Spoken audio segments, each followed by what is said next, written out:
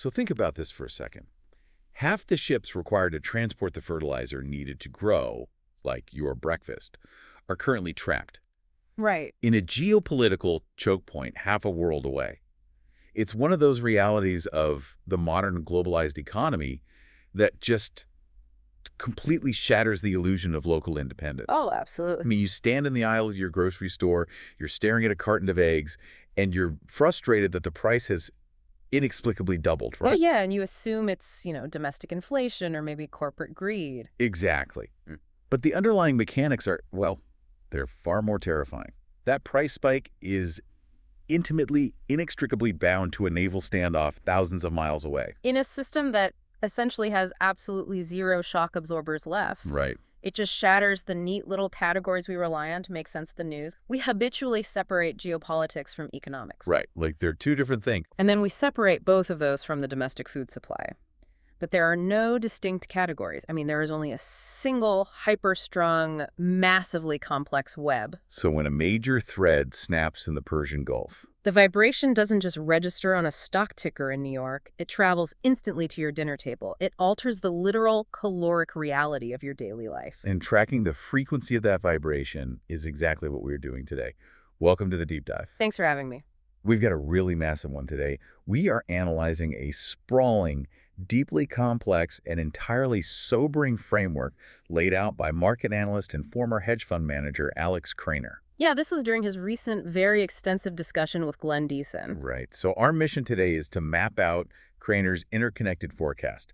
We are moving past the standard, political punditry. Thank goodness. Yeah, to look at how the escalating conflict involving Iran and the broader Middle East acts as a master catalyst, like the final stress test that could shatter an already buckling global economic, energy, and agricultural architecture. But before we begin tracing these fault lines, we really have to establish the parameters for how we process this information. Good point. Because Craner operates at the intersection of macroeconomic data and highly controversial geopolitical theory. Very controversial. Right.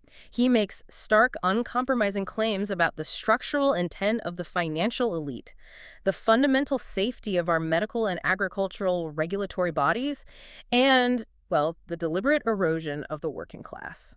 So just to be crystal clear, our objective here is not to automatically validate his theories or litigate his specific political worldview. No, not at all. Our job is to rigorously unpack the mechanics of his arguments. We are dissecting the causal links he identifies so you, the listener, can independently evaluate this massive geopolitical restructuring that's currently underway. Okay, let's unpack this. Krainer's core thesis relies on understanding that the global system isn't just experiencing a temporary disruption. Right. He argues it is suffering from acute terminal fragility. Like the conflict in West Asia is merely the blacklight exposing the stains on the wall. That's a great way to put it. So to grasp how this directly impacts you, we have to start at the absolute base layer of human civilization, which is calories. Just raw calories. And you don't get calories in the modern world without massive uninterrupted flows of oil and natural gas. Because modern agriculture is, at its core, a mechanism for converting fossil fuels into food. Which sounds crazy, but it's true. It is. Craner highlights the catastrophic disruption currently unfolding in the natural gas markets. Most consumers, they view natural gas purely as a utility. Something that heats the living room or fires a power plant. Exactly. But its most critical application is as the primary feedstock for nitrogen fertilizer, the entire carrying capacity of the Earth. Like our ability to feed 8 billion people. Right, it completely relies on the Haber-Bosch process. Remind me, that's the chemical thing, right? Yeah, it takes atmospheric nitrogen and binds it with hydrogen extracted directly from natural gas to create ammonia. So without that specific chemical reaction, powered by cheap natural gas, Crop yields globally would collapse by half almost overnight. wow, by half. That's a terrifying physical dependency. It is the absolute bottleneck of human survival, and Craner points to the logistical nightmare currently unfolding. Roughly 1/3 of the global fertilizer feedstock and half of all liquefied natural gas carriers. Wait, half of all LNG carriers in the world? Half of them. They are currently marooned in the Gulf region. They are physically trapped by the escalating maritime threat environment. So they literally can't move. I mean, they could, but insurance premiums for vessels traversing those corridors have skyrocketed so much that moving that cargo destroys the profit margin. It effectively paralyzes the supply chain. And the economic reaction to that kind of physical paralysis is violent, but Craner notes it's also deceptive in its timing, right? Very deceptive. Because he breaks down the recent price action, pointing out that oil jumped from roughly $60 a barrel to over $100 in a span of about 2 months. Which is a nearly 70% increase in the foundational operating cost of human civilization. But the deception lies in how those costs are absorbed. Like, a 70% spike doesn't hit the grocery shelf the next morning. Exactly, because complex systems have latency. The initial jolt hits the futures markets, but the structural consequences take months, sometimes years, to ripple through the agricultural cycle. Right, so a farmer might have locked in their fertilizer prices for the current planting season. But the next season is where the margin gets totally obliterated. And Craner draws on his background analyzing energy markets to contextualize this. He points to historical intelligence estimates that were once dismissed as alarmist. But now they're looking pretty prescient. Yeah, he cites reports from British military intelligence from around 2012 projecting oil could reach $500 a barrel by 2040. 500. I mean, that sounds unfathomable when the global economy violently sputters anytime oil just touches $100 a barrel. Right. If energy costs 5 times as much, everything costs 5 times as much. And we don't even have to look as far out as 2040. JP Morgan released an analysis in 2022 suggesting structural deficits in energy capital expenditure could drive oil to $380 a barrel. Jeez. And the underlying mechanism here isn't just a temporary war premium. It's the reality that the West spent the last decade radically underinvesting in upstream oil and gas exploration. Oh, because of the ESG mandates. Driven heavily by ESG mandates, yeah. And a premature assumption that the green transition would offset baseline fossil fuel demand much faster than physics actually allows. You combine that structural deficit with the unmooring of fiat currency, which is evidenced by gold surging from its long-term resistance under $2,000 to over $5,000 an ounce. And Craner suggests it could run to 10,000 or even 20,000. Which means you have a recipe for systemic pricing collapse. Because gold surging to 5,000 isn't gold becoming more valuable. No, it's the fiat currency purchasing power cratering. Exactly. And Craner grounds this high-level macroeconomic theory in a very tangible reality. He actually lives in France, right? Yes, France, a nation globally revered for its agricultural independence and pristine food distribution networks. But he's documenting a rapid, highly visible degradation of that system right now. A degradation he cracks back to the pandemic, but which has severely accelerated under the current energy constraints. He observes a drastic reduction in the variety and quality of fresh produce. Yeah, he describes walking into French supermarkets and seeing empty spaces with signs just apologizing for being out of eggs. Right. He notes the fresh meat sections are physically shrinking, carrying less than half the variety they used to. But the tell in all of this, The detail that really exposes the mechanics of the agricultural crisis, is that the center aisles, packed with highly processed, hyper-industrialized junk food, those are fully stocked. that perfectly illustrates the vulnerability of complex cold chain logistics. I mean, fresh, nutrient-dense food requires immediate transportation, continuous refrigeration, and massive daily inputs of feed and fertilizer. So when energy prices spike, those complex chains snap first. Precisely. The synthetic shelf-stable calories, which are heavily subsidized by legacy agricultural policy, remain cheap to produce and store. You are watching the nutritional quality of the food supply degrade in real time as a direct consequence of energy inflation. Okay, let's build an analogy to understand the fragility here. Like a caloric Jenga tower. Oh, I like that. Imagine the global food supply as a massive high-tension suspension bridge. The concrete pillars anchored into the bedrock are cheap natural gas and oil. Okay. The steel cables strung across those pillars are the nitrogen fertilizers and the global maritime shipping lanes. Right. The actual road deck where the cars drive is the global crop yield, and the cars driving across are the final food products making it to your local supermarket. That's a great visual. So what Craner's pointing out is that geopolitical conflicts are blasting away the concrete pillars of natural gas. Once the pillars crack, the steel cables of fertilizer production snap, the road deck of crop yields buckles, and the cars never reach the other side. It's an incredibly apt visualization of cascading failure. But here is where we have to ask the critical question. If the intelligence agencies and the major investment banks have seen this structural deficit coming for over a decade. If they modeled $380 a barrel oil, Right. Why wasn't resilience built into the system? If governments know the pillars are cracking, why are they actively accelerating policies that weaken them further? I mean, why isn't this the only thing governments are talking about? if we connect this to the bigger picture, Craner's analysis suggests that Western policy frameworks are driven by priorities that are fundamentally disconnected from the material survival of their populations. He argues that the hyper-focus on maintaining geopolitical dominance abroad, specifically the massive resource drain in Eastern Europe, coupled with aggressive, unyielding net-zero environmental policies domestically. It actively dismantled whatever shock absorbers the system had left. Exactly. The agricultural sector wasn't just neglected.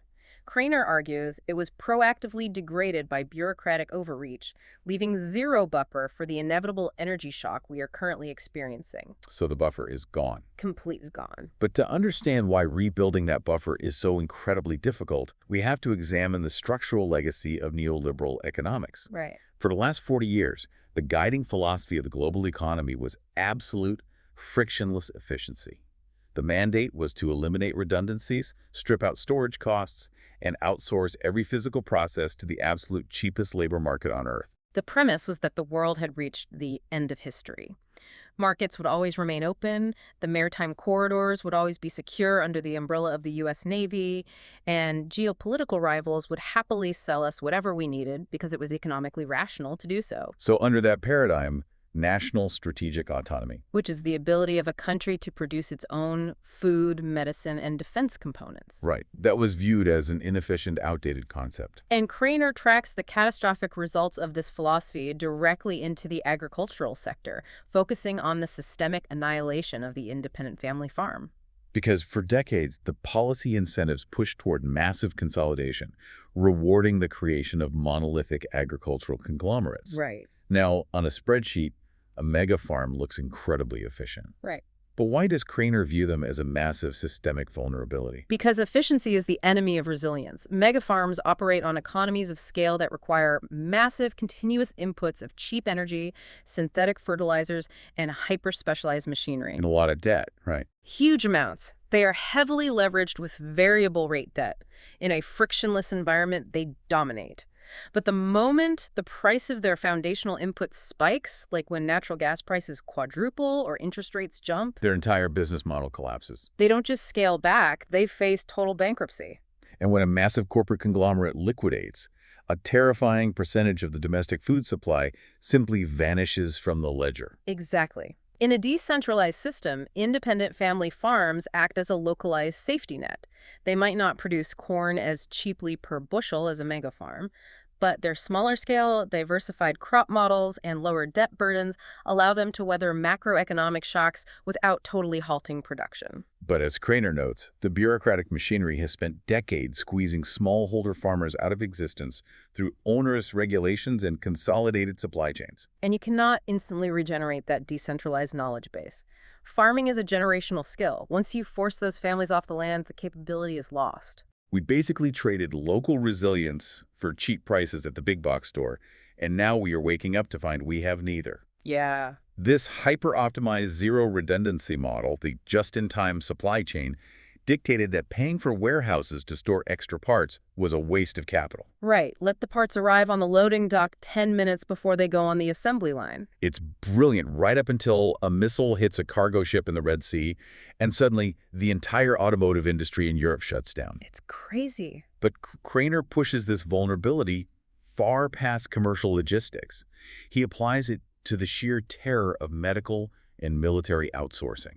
The statistics Craner brings up regarding the outsourcing of critical infrastructure to geopolitical rivals are just staggering. Tell me about it. He notes the overwhelming reliance of the United States on Chinese manufacturing for active pharmaceutical ingredients. But the military hardware example is what really exposes the absolute absurdity of the current paradigm. He brings up the critical dependency on rare earth minerals, specifically gallium. And we have to explain why gallium is so critical. Because it's not just some generic metal. Gallium is essential for manufacturing gallium nitride semiconductors. Right. Modern military technology, specifically advanced phased array radars like the TPY-2 systems Craner mentions, they require components that can process massive amounts of power and high-frequency signals without melting. Traditional silicon chips simply cannot handle the heat and voltage required for a radar to detect a stealth fighter or track a ballistic missile at range. But gallium nitride handles that extreme environment flawlessly. Flawlessly. It is the absolute backbone of modern electronic warfare and missile defense. And Craner points out the fatal flaw here. Yeah. China controls roughly 98% of the global refining capacity for these rare earths. 98%. So to contextualize his example, Iranian forces or their proxies have reportedly destroyed incredibly expensive American TPY-2 radars in the Middle East. The U.S. military obviously needs to replace them. But to manufacture the replacement radars or to build the hundreds of advanced interceptor missiles the Navy has been burning through in the Red Sea at an unsustainable rate, the defense industrial base absolutely requires continuous access to refined gallium. A material monopolized by the very nation the United States is currently identifying as its primary geopolitical adversary. It's profound strategic malpractice. I mean, it's like a high-performance sports car with no spare tire. You're driving 200 miles an hour, but if you hit a pothole, it's over. Imagine a scenario where you are designing an impenetrable fortress to defend against a rival empire. You hire the best architects, you drop the most advanced blueprints in human history. Okay. But you outsource the production of the concrete, the steel, and the ammunition to the very rival you are building the fortress to defend against. That is insane. And you operate on a just-in-time delivery schedule, assuming they will happily keep selling you the bricks while you aim your cannons at them. So Craner is suggesting we're heading straight into a wall of dismantled supply chains, but we basically have no reverse gear. It highlights the paradox of a financialized empire.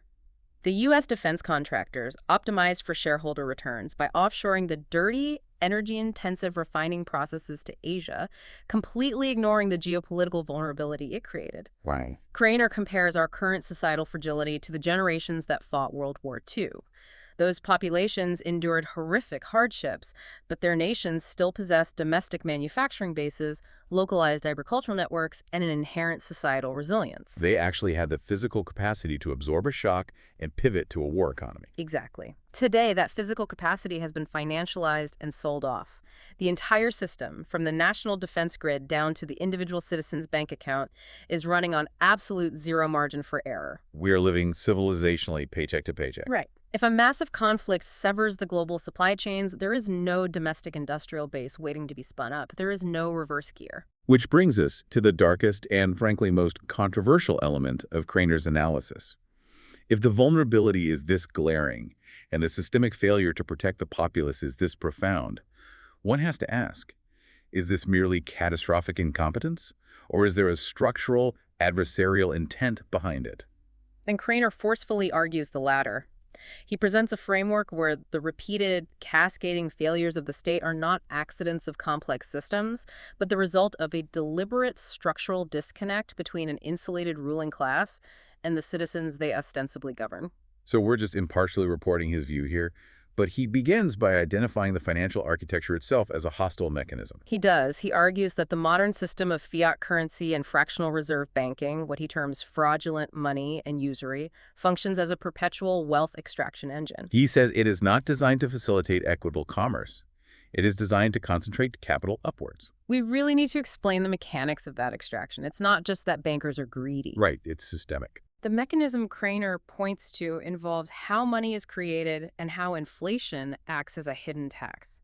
When central banks engage in massive quantitative easing, printing trillions of dollars to bail out financial institutions, that new money enters the economy through the banking sector and the corporate elite first. Which allows them to buy up hard assets like real estate, farmland, corporate stock at current prices. Exactly. And by the time that newly created money filters down to the working class, it has inflated the cost of everything. The elite's asset portfolios skyrocket in value, while the purchasing power of the average worker's wage is just decimated. And Craner views this not as an unfortunate byproduct of monetary policy, but as its primary intended function. The system requires the perpetual impoverishment of the base to enrich the apex. But Craner argues that this wealth polarization eventually creates an existential crisis for the ruling class, right? Right. When the public becomes completely disenfranchised, when they can no longer afford homes, when the cost of groceries forces them into debt, they become highly volatile. They become a direct threat to the establishment. And historically, ruling elites faced with massive internal unrest employ a very specific strategy. They invent a foreign adversary. Craner uses the concept of crying barbarians at the gate. By orchestrating or escalating external conflicts, elites can unify a fractured populace through fear and nationalism. More brutally, Craner argues that historical wars have often served the hidden purpose of culling military-age men who are statistically the demographic most capable of executing a violent domestic revolution. It's a chillingly cynical reading of history, but he applies it directly to the modern landscape. He suggests the relentless media and political framing of Russia as a world-conquering existential threat to Western democracy was an attempt to trigger this exact mechanism. But the mechanism failed. No. The public simply didn't buy the narrative. Ordinary citizens in France, Germany, and the UK, already crushed by domestic inflation and skeptical of their own governments, looked at the situation in Eastern Europe and refused to view it as a threat worthy of sending their sons to fight and die. And because that traditional mechanism of population control and distraction failed, Craner claims the establishment moved to what he calls Plan B and Plan C. This is where his analysis ventures into deeply unsettling territory, interpreting various public policies as coordinated, deliberate assaults on the population's health and autonomy. We have to unpack the specific examples he uses, because he views them as a holistic architecture of harm. Like he points heavily to Canada's Medical Assistance in Dying program, or MAID. The statistics surrounding MAID are alarming. Since its expansion, it has rapidly become a leading cause of death in Canada, with reports of over 100,000 deaths attributed to the program. 100,000, that is massive. It is, and Craner views this not as a compassionate medical option, but as a systemic culling mechanism. Wow. When you combine a failing, overburdened state healthcare system with a population suffering from severe economic depression and a total lack of mental health resources, offering state-sponsored euthanasia becomes a horrifyingly efficient way for the state to reduce its financial liabilities. And he sees the rapid adoption of similar frameworks across Europe as evidence of a coordinated effort to normalize the elimination of the vulnerable. He also addresses the pervasive toxification of the environment. He points to the constant revelations of lead in municipal water supplies, microplastics in human tissue, and known carcinogens found in everyday products like toothpaste and processed foods. Now, the official narrative always frames these as isolated industrial accidents or like regulatory blind spots. But Craner applies a statistical logic to it. When every single mistake made by regulatory agencies over decades points in the exact same direction, a massive, exploding epidemic of chronic disease, autoimmune disorders, and cancers, he argues it crosses the line from incompetence into deliberate regulatory capture. He argues that pharmaceutical and chemical industries have entirely co-opted the agencies meant to regulate them, basically treating the human population as a captive market for toxic inputs and the resulting highly profitable medical treatments. He uses the Vaccine Adverse Event Recording System, or VAERS data, to cement this point. He claims that analyzing the data over the last 30 years reveals a steady, persistent decline in the baseline safety profiles of various medical interventions. The core logic he applies is that a multi-trillion-dollar pharmaceutical industry with access to infinite research capital should theoretically improve safety and efficacy over a 3-decade span. Right. Therefore, a persistent decline in safety, coupled with legal immunity for the manufacturers, suggests a system that is operating exactly as designed. But Craner doesn't isolate this to medicine. He connects it to digital and urban control mechanisms. He views the aggressive push for central bank digital currencies, or CBDCs, mandatory digital IDs, and the framework of 15-minute cities as the digital bars of a new panopticon. We really have to explain the control mechanism of a CBDC because it's not just digital money like using a credit card. A CBDC is programmable fiat. The central bank can write code dictating exactly how, when, and where your money can be spent. They can implement negative interest rates that drain your account if you don't spend fast enough. Or they can put carbon allowance limits on your wallet that physically prevent you from buying meat or fuel if you've exceeded your monthly quota. It's terrifying. When you combine programmable money with digital IDs and 15-minute city infrastructures that geofence movement through localized tolls and surveillance, Craner argues you are looking at the total final enclosure of human freedom. He views the net zero policies, the destruction of farming, and the toxification of the food supply as an integrated, multi-front war waged by an elite class desperate to secure absolute control before the financial system fully collapses. Here's where it gets really interesting, though. Let me push back on this framing. Okay. Is Craner interpreting systemic incompetence and bureaucratic failures as a grand conspiracy? I mean, it is incredibly easy to look at the absolute carnage of modern policy, the inflation, the chronic disease, the broken supply chains, and map a grand James Bond villain conspiracy onto it. It is easy to do that. Yeah. But isn't it equally plausible, and frankly more terrifying, that there is no grand plan? That what Craner views as deliberate malice is simply the emergent property of hyper-complex systems run by arrogant, insulated bureaucrats who have zero skin in the game? It's a very valid question. Could this just be the catastrophic incompetence of a system collapsing under its own weight, where regulatory agencies are simply too captured by corporate lobbying to function? How should a listener process these massive, heavy accusations? What's fascinating here is that the distinction between malice and systemic incompetence is intellectually fascinating, but functionally irrelevant to the macroeconomic outcome. Okay, how so? Whether the FDA allows carcinogens in the food supply because of a secret depopulation agenda, or simply because they rely on user fees from the corporations they regulate to fund their budgets, the material outcome is identical: a sickened, impoverished population. Wow. So the mechanism of failure doesn't change the failure itself. Precisely. And the ultimate consequence of that failure is the total terminal evaporation of public trust. When a citizen looks at their grocery bill, their chronic illness, and their decaying infrastructure, and then watches their government send billions of dollars to fund foreign wars, The fundamental social contract just shatters. this catastrophic loss of internal legitimacy is the exact rot that precedes the collapse of an empire. The internal decay has hollowed out the foundation, making the external posture fundamentally unsustainable. We are watching the unipolar hegemony of the United States crack in real time. Because an empire cannot project power abroad when it is despised by its own citizens at home. Right. And to understand the magnitude of this shift, Craner provides a really vital historical baseline.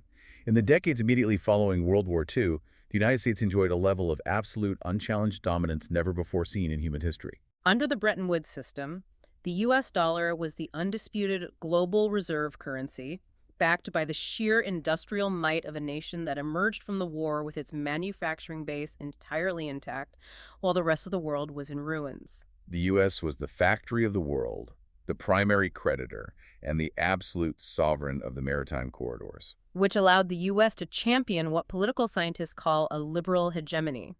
They pushed for open markets, free trade, and globalization because they knew that in a completely open, frictionless market, American corporations would outcompete everyone else anyway. And Glenn Deason, the host of the interview, makes a brilliant historical parallel here.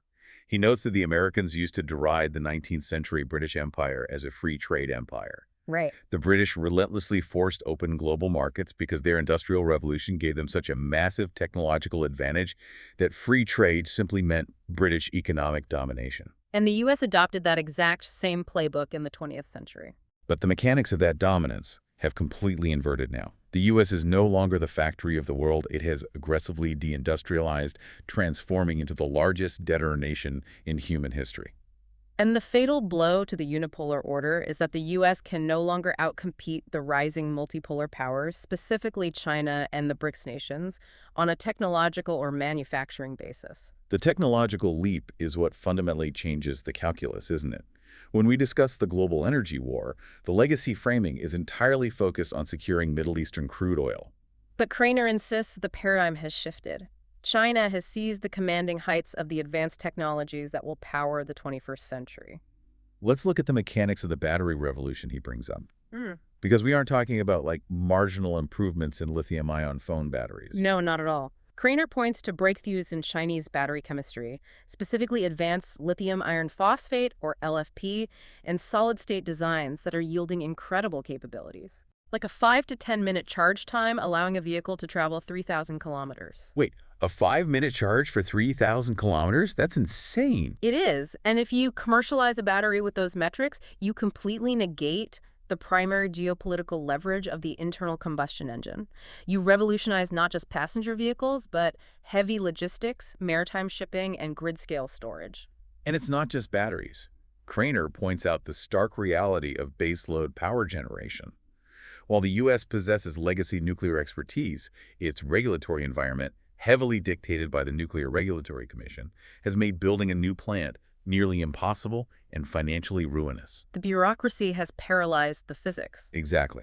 Craner notes that American nuclear power generation now costs roughly 5 times more than what the Chinese are currently capable of building. China is mass-producing advanced generation 3rd and 4V reactors domestically, while the West is literally shutting theirs down. So the U.S. has lost the manufacturing base, it has lost the lead in next-generation energy technology, and is carrying an unsustainable debt load. Right. If the U.S. can't compete in a free market anymore, what's their play? Are they just going to take their ball and go home? Well, when an empire realizes it can no longer compete on a level playing field, it abandons the free market and resorts to blunt, coercive force to secure the resources it needs to survive. And Craner points to the aggressive, erratic foreign policy of Donald Trump as the primary manifestation of this imperial desperation. Craner notes the supreme irony that Trump was elected largely by a populist base seeking a peace president. Right? A demographic tired of endless hegemonic wars draining the national treasury. Yet Trump's actual geopolitical maneuverings resemble a desperate mercantilist resource grab. It's a staggering list of provocations. Yeah. Craner and Deason detail how Trump relentlessly targeted nations sitting on massive strategic resources. The maximum pressure campaigns against Venezuela, a nation boasting the largest proven oil reserves on the planet. The aggressive posturing toward Colombia, Nicaragua, and Panama. He even famously inquired about purchasing Greenland from Denmark, which, sounds like a bizarre real estate stunt until you realize Greenland holds massive, untapped deposits of rare earth minerals currently melting out of the ice. It is the geopolitical equivalent of a failing corporation attempting hostile takeovers to acquire raw assets because it can no longer innovate. But if coercion fails, if the U.S. cannot force the Global South to hand over its resources at a discount and cannot compete with China's manufacturing, what is the ultimate endgame for Western elites? How do they manage the decline? Craner theorizes that elements within the Western establishment are preparing a strategy he calls the Iron Curtain reversed. The Iron Curtain reversed. Yeah. During the Cold War, the Soviet Union, recognizing it could not compete with the economic dynamism of the West, constructed the Iron Curtain to physically and economically seal its population inside an autarkic, self-contained bloc. So Craner is suggesting the U.S. wants to intentionally sever the Western economies from the rest of the global market. Yes. The goal would be to construct an exclusive, highly regulated economic zone encompassing North America and Europe, completely subordinated to Washington. How would that even work? By erecting massive tariff walls, implementing strict capital controls, and legally forbidding trade with the multipolar bloc, the U.S. could force European nations to purchase expensive American energy and manufactured goods, propping up the dollar. But to convince a population accustomed to a high-consumption globalized lifestyle to accept the massive drop in living standards that autarky demands, you need a powerful psychological mechanism. You need a permanent, terrifying enemy. To justify the economic isolation, the political establishment must incessantly demonize the outside world.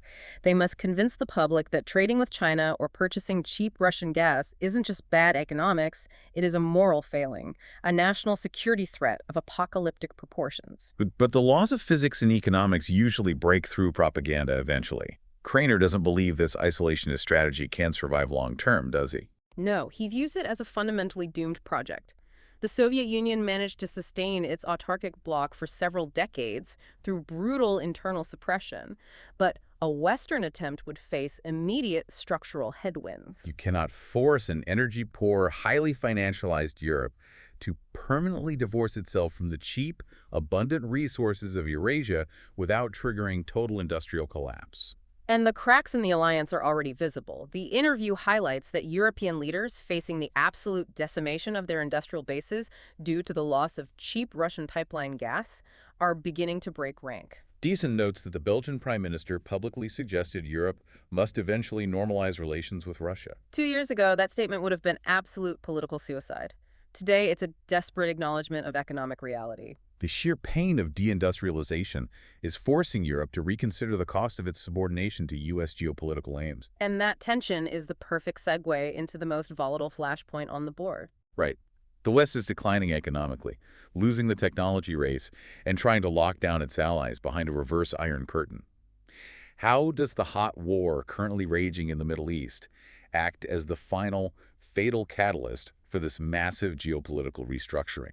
Craner views the conflict in West Asia as the ultimate geopolitical trap, the fulcrum upon which the entire NATO alliance could fracture permanently. The supreme danger lies in European nations being dragged into a chaotic, asymmetric, and ultimately unwinnable maritime war in the Middle East, a theater where they have everything to lose and virtually nothing to gain. And the architect of this trap, according to Craner, is Russia, executing a masterclass in strategic patience and asymmetric warfare. We have to look at the mechanics of how Russia operates in this theater, specifically regarding the concept of proxy retaliation. Craner examines the intelligence suggesting Russia quietly provided advanced targeting data and satellite telemetry to Iranian forces, who then used it to execute highly precise strikes against British military assets in the Middle East. The underlying logic is that this was a direct, proportional retaliation for British involvement in the Ukrainian strike on the Russian city of Bryansk. That is a fascinating multi-layered bank shot. British weapons strike Russian territory in Europe. But instead of Russia striking British territory in Europe, they help Iran strike British assets in the Middle East. Why the geographic displacement? Because Russia intimately understands the threshold of NATO's Article 5. Craner points out that the Russians are excellent students of history. He draws a parallel to Germany's fatal strategic blunder in World War I with unrestricted submarine warfare, which provided the United States with the exact pretext needed to enter the war. So Russia knows that a direct kinetic strike on a NATO member's home soil, or even against major assets within the European theater, would instantly trigger collective defense, uniting the fractured Western alliance into a full-scale war effort. They refuse to give the West the unifying conflict it desperately needs. Precisely. They are refusing to fight a unified NATO in a conventional European land war. Instead, Craner theorizes, Russia recognizes that the Middle East, specifically the maritime choke points of the Red Sea and the Persian Gulf, is the perfect environment to dismantle NATO from the outside in. Let's break down the mechanics of that naval trap. Donald Trump has been highly vocal about burden sharing, actively pressuring European allies, particularly the French and British navies, to deploy their warships to the Middle East to secure the shipping lanes. Now, analyze the asymmetric math of that deployment. You place multi-billion-dollar French and British destroyers into the highly confined, predictable waters of the Arabian Sea or the Persian Gulf. They're operating well within range of Iran's massive arsenal of advanced hypersonic anti-ship ballistic missiles and swarming drone capabilities. The cost-exchange ratio is completely inverted. The European navies have to fire a $2 million interceptor missile to shoot down a $20,000 drone. They will run out of interceptors long before the adversary runs out of drones. And Craner introduces the nightmare scenario. What if Russia decides to quietly supply Iran with its most advanced anti-ship technology, missiles specifically designed to evade Western air defenses, along with the precise satellite telemetry required to score direct hits? So Craner is suggesting the war in Iran is basically the toilet bowl that NATO and the EU might get flushed down. This is like a massive geopolitical judo move, using the West's own momentum and alliances against them. Let's play that outcome to its logical conclusion. A French or British warship takes a direct hit and sinks in the Gulf, resulting in massive casualties. The immediate reaction back home would be political detonation. The domestic fallout would collapse those governments. You have populations that are already furious over crushing inflation, destroying public services, and political elites they view as entirely disconnected. If those citizens see hundreds of their sailors killed in a Middle Eastern war they actively opposed, fighting to protect shipping lanes for an alliance they no longer trust, the resulting anti-war riots would paralyze the state. But the most devious secondary effect of that naval disaster is how perfectly it hands Donald Trump the exact political ammunition he has been searching for his entire career. It creates the ultimate pretext. Trump has long viewed NATO as an obsolete, parasitic arrangement where the U.S. subsidizes the defense of wealthy European nations who refuse to pull their own weight. The Washington foreign policy establishment has consistently blocked his attempts to withdraw from the alliance. But if European ships are sunk, And the resulting domestic chaos causes France and Britain to immediately withdraw their forces from the coalition, refusing to escalate the war with Iran. Trump can turn to his domestic political base and the U.S. military establishment and state unequivocally, look at our so-called allies. The moment the war got difficult, the moment they took casualties, they abandoned us. They are militarily incompetent and politically cowardly. Why are we spending hundreds of billions of American taxpayer dollars to protect Europe from Russia when they won't even help us secure the global energy supply? It provides the unassailable visceral pretext to completely shatter the transatlantic alliance. Craner is essentially mapping out a scenario where the hot war in the Middle East acts as the structural stress test that permanently fractures NATO. And potentially accelerates the dissolution of the European Union itself as nations scramble to secure individual energy deals with Eurasia to survive. Craner is warning that the transition from a 500-year-old Western-dominated hegemonic system to a multipolar, decentralized world order is not going to be negotiated peacefully in a conference room. It is going to be incredibly violent, highly disruptive, and fraught with immense danger for the average citizen caught in the middle over the next decade. Which demands that we pivot from the macroeconomic to the microeconomic. So what does this all mean? If the intelligence agencies are predicting energy price explosions, if the supply chains are brittle, elites are actively managing a decline through extraction, and if the global security architecture is poised to fracture in the Persian Gulf, what does this mean for the person listening to this right now? If the suspension bridge is collapsing, how does Craner suggest an individual actually survive the fall? Right. Well, Craner delivers a brutally pragmatic assessment of where salvation will not be found. He states, without hesitation, that the cavalry is not coming. The political establishments, regardless of their partisan flavor, are structurally incapable of delivering the public from this crisis.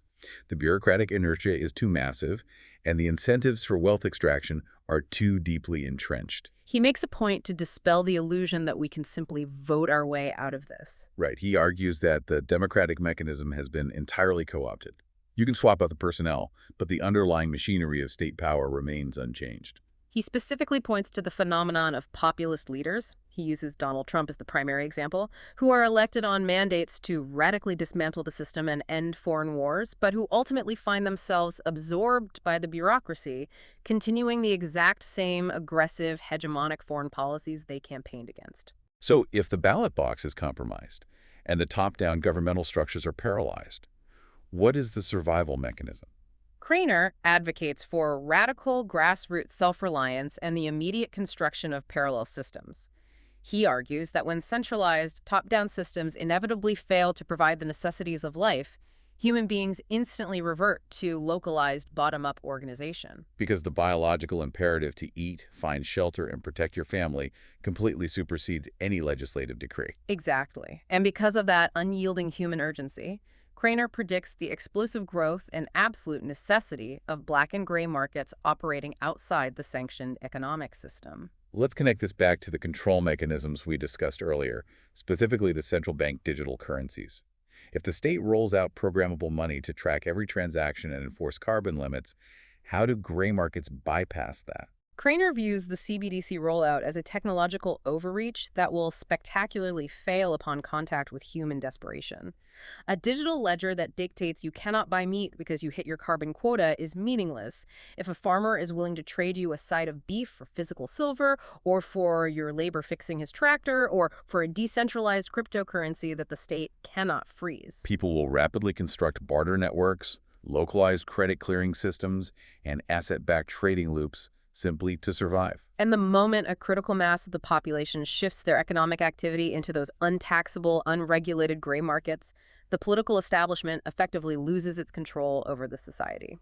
Craner moves from this abstract economic theory into highly specific, almost jarringly practical advice. He says people need to urgently acquire physical skills that have material value in a degraded economy. He emphasizes food production, but not in a generic sense. He specifies learning to cultivate highly efficient, calorie-dense crops suited to local climates.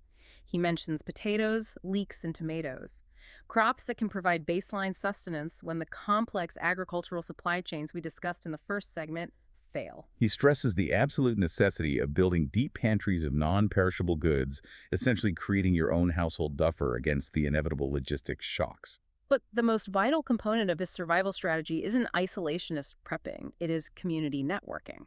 Because radical self-reliance does not mean solitary confinement. It sounds like we're preparing for the 1800s, but with smartphones.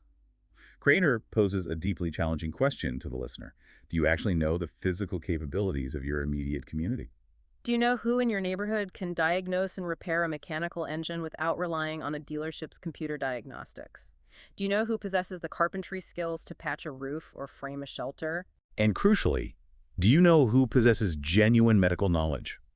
Who in your network can triage a wound, source antibiotics outside the official pharmacy system, or set a broken bone when the centralized, highly consolidated medical infrastructure is either physically inaccessible or no longer trusted? It forces a profound reevaluation of modern life. We've spent the last 3 decades endlessly optimizing our digital networks, curating our online avatars, and outsourcing every physical requirement to an app on our phones. Craner is warning that the digital veneer is cracking, and we're going to be forced to rely on the physical human networks we have almost entirely neglected. It is a stark, heavy realization. But I think it is vital to point out that despite detailing the mechanics of macroeconomic collapse, institutional betrayal, and global conflict, Craner's ultimate conclusion is actually rooted in a profound structural optimism. He views the current crisis not as the end of the world, but as a painful, necessary birth of a more balanced global architecture. Craner believes that if the Western world can endure the collapse of its hyper-financialized imperial structures, systems that require constant, coercive wealth extraction and endless warfare to sustain, it can emerge into a reality where it integrates constructively with the rest of the planet. He points specifically to the massive infrastructure and economic frameworks being constructed in the East. Like the expansion of the BRICS economic bloc, the Shanghai Cooperation Organization, and the vast logistics networks of the Belt and Road Initiative. Yes. He doesn't view these as inherent threats to the Western public, but as alternative frameworks for global trade. His vision is that once the Western elites are forced to abandon the futile quest for unipolar dominance, Western nations can reindustrialize locally and trade as genuine equal partners in a multipolar system. Exchanging goods and technology based on mutual benefit, rather than military coercion or dollar hegemony. In that paradigm, Craner argues, the aspiration for widespread global peace and genuine economic prosperity is not some naive utopian fantasy. It is the logical, mathematically sound outcome of a world that has finally balanced its power dynamics and returned to producing tangible value. Well, we have dissected a truly staggering amount of geopolitical and economic machinery today. We started by examining the physical reality of the global supply chain, looking at how the natural gas required for the Haber-Bosch process is trapped in the Persian Gulf, setting the stage for massive, delayed agricultural price shocks. We unpack the mechanics of neoliberal hyperefficiency, detailing how the systemic disruption of independent family farms and the blind outsourcing of critical military components like gallium refining have stripped our society of its ability to absorb a crisis. We waded into the dark, controversial waters of Craner's sociological analysis, examining the theory that the financial elite utilize inflationary wealth extraction, manufactured foreign conflicts, and potentially malicious regulatory capture to systematically weaken a public they view as a threat, a dynamic that is resulting in the total collapse of institutional trust. We tracked how that internal decay is neutralizing American hegemony, shifting global power to the technologically advancing BRICS nations, while the West contemplates sealing itself behind a disastrous reverse Iron Curtain. And we analyzed the terrifying asymmetric naval math in the Middle East, outlining the scenario where a single hypersonic missile striking a European warship could serve as the political catalyst that shatters the NATO alliance forever. The scale of this transition is dizzying. The forces at play are massive, historical, and entirely out of our individual control. But Craner's defining message, the core thesis of his survival guide, is radical localism. You cannot control the futures contracts on the Chicago Mercantile Exchange. You cannot dictate the deployment schedules of the French Navy in the Red Sea, but you have absolute agency over your own physical resilience. You can control the depth of your pantry, the skills in your hands, and the strength of your relationship with your neighbor. And that leads to a final thought I want to leave you with. A question to process as you watch these geopolitical events unfold. We've spent this time breaking down how hyper-efficiency outsourcing and the relentless pursuit of cheap goods made our civilization incredibly brittle.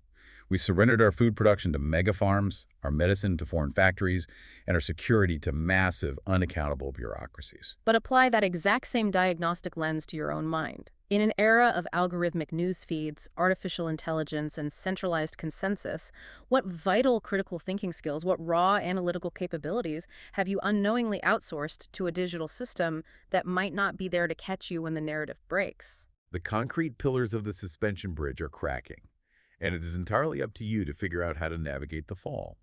Thank you for joining us for this extensive deep dive. Keep building your local networks, learn a hard skill, and always keep questioning the mechanics of the narrative. We'll see you next time.